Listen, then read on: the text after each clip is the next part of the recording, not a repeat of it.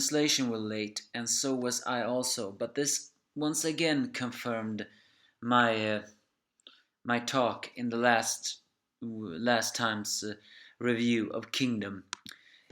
I don't know how many who watches the Kingdom watched my previous one, and in fact I have a hard time remembering myself. But I thought I told about that sometimes Riboku seems to me be a little bit two-faced, and once again I got that impression.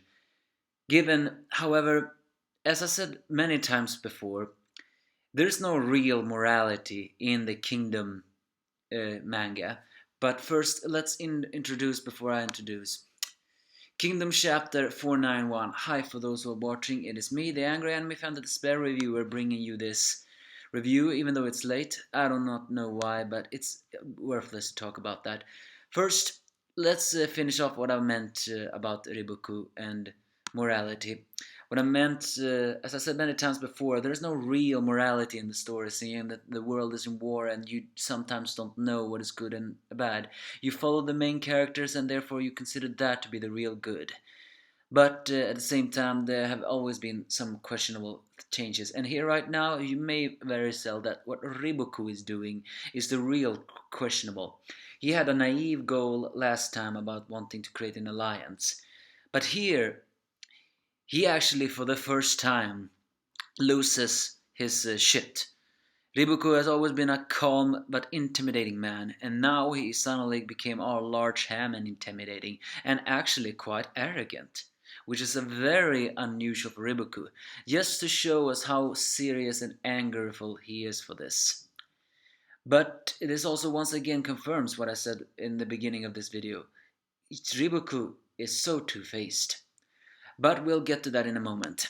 At the beginning of this chapter is just of the Highness Oken having a little wonderful food from Chin, but at the same time also wondering that he asks the cook a very sensitive question, which is actually, I think he's asking that for in order to just get the feeling that he admires Sei's dream and he believes that he may have the key to fulfill it.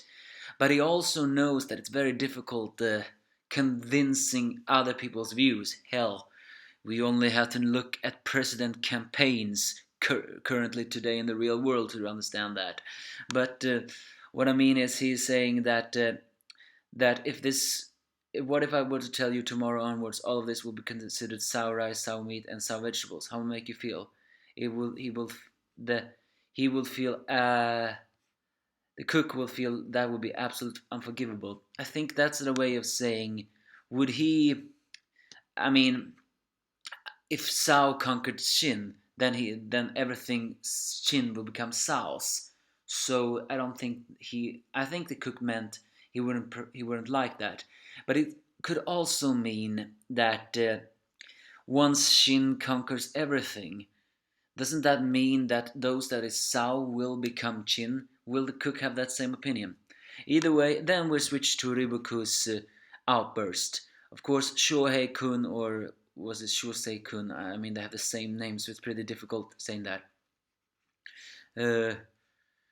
But he wants to know why is Riboku saying that Chin's gonna regret this. And he's saying that the Shin will be the first of the states of Paris, seeing that they are the ones who are gonna do all this. And he says that, and here's the arrogant part. For the first time, he says, as long as I, Riboku, still draw breath, Shin shall never be able to take down Shin. And he even boasts that there's not a single general in Shin currently right now that can defeat him. He has figured out Kanki's weakness, so actually we should not take that threat lightly. Then again, we ourselves don't know Kanki's weakness. That Kanki is a sociopath, and a sociopath doesn't have any weaknesses because, well, they have no morality. So whatever Kanki's weakness is, we'll see.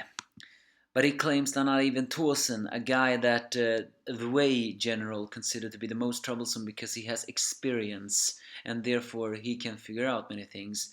And Mobo is currently Shin's strongest general in brute strength. while Osen, well, Osen is actually one we haven't seen much. It's clear he has a strategic mind, but he's extremely self-centered. So yeah, I don't think anybody can defeat Riboku. But he also makes a point that if Sao, if Shin suffers, if Sao's, no, what did I say? If Shin's strength gets sapped away, Chu will undoubtedly take that as a way to invade them. So yes, Riboku with angry eyes proclaims once again that you are blind, Shuhei-kun, the chief of staff. There's a very deep power gap between between me and Riboku. And so he does the large hand, saying that there's not a single, even if all the six general, if all of Shin's great generals attack me simultaneously, there won't be a single match for me, Riboku. That's what he's saying, which is a very out of character from Riboku, because and this confirmed once again what I meant in the last time when I said Riboku was two-faced, because he may actually have just said that in order for everybody to realize that I am dead serious now, and out of character moments is serious business sort of stuff. But I think it's that deep down Riboku actually has an arrogance over how much power he has. Moreover, as I said before, we do not know a single bit just on how strong Riboku is. We know he has a strategic mind, and we know he is merciless when he can be. But we have seen a little bit of his muscles in a one shot. But we don't know how strong he is. And he proclaims not even Mobo, the one who is currently the strongest general in brute strength, has any chance against him. Hell, not even all of the six generals at all. So who's gonna slay him? Well, that's gonna be none other than Shin, our main character. Because he's underestimating Shin. He greatly is. In fact, he didn't even put up that it was Shin who killed Keisha. Maybe he didn't figure that out, or maybe it was like if it weren't for Kanki's great plan, then Shin wouldn't have the chance to do that. Who knows? But according to history, the character that is based on Riboku, he would suffer some kind of humiliating defeat and then he would be tortured and killed publicly. So I don't think he will fall on the battlefield, but we don't know how much of the mangas will follow the history. Either way, he leaves with that threat. But everybody, some is pissed off, some is they shouldn't consider this threat as only provoking. But Sei says that the only reason why he may have come here was just to have one look at the Shin's, Sei's face again, in order to confirm what they're gonna do. And so everybody, the Sao people smile as Riboku says that from now on, this will be a war without regret and hesitation. An absolute savage era of warfare between Sao and Shin. So yeah, he claims Shin was the one who fought the first battle, but he was the one. And so everything begins. And strangely enough, we're switching back to Shin, our main character. Apparently, it seems that they have an open audition for recruits. Well, duh, they have lost a quite amount of people. In fact, you have to ask yourself, where do they get all those reinforcements? Actually, that's nothing to laugh at. But yeah, it seems that these new recruits, and two of the new recruits are a guy that looks very much like a girl. In fact, when I first saw him, he looked like a girl. It doesn't help that he has a Ten-like face. Who knows? Maybe he and Ten will become a couple. But Ten has said she wants to have happiness with Shin, so nah, that may not happen. And the other is a big guy, who apparently, the small guy is the Ni-chan. Well, typical. They are archers, but we still don't know yet. And the one who greets them saying that saying, "Is this where the recruiting thing is happening?" Phew, it's glad final made it. I'm thanks you too. And the one who greeted them, that's none other than Shin, in his, well, poor man clothing. I think he's still wearing his pants though, but he still has his poor man clothing.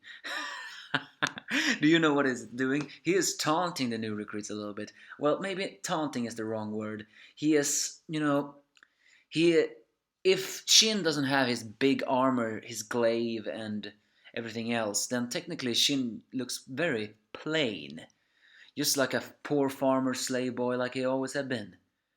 So technically, he looks just like all the other recruits. He's doing just like that old timer did when he had Mogo, when he had a hard time. Only Chin does this in order to see all the new recruits close up personally. So he says that he is from the new Shishin units. Give it your best, Archer brothers. And so the new trials for joining the Hishin unit appears and giving some what the Raw seems to speak. It seems very likely those two Archer brothers are gonna be very key. Technically, we haven't had professional archers in Hishin unit yet, and also these brothers are fans of Hishin unit. So yeah, it's gonna be a little journey. But the battle against Sao and Jin has just begun. Riboku has finally confirmed his true face, which is that of an arrogant, dangerous, and extremely ruthless man.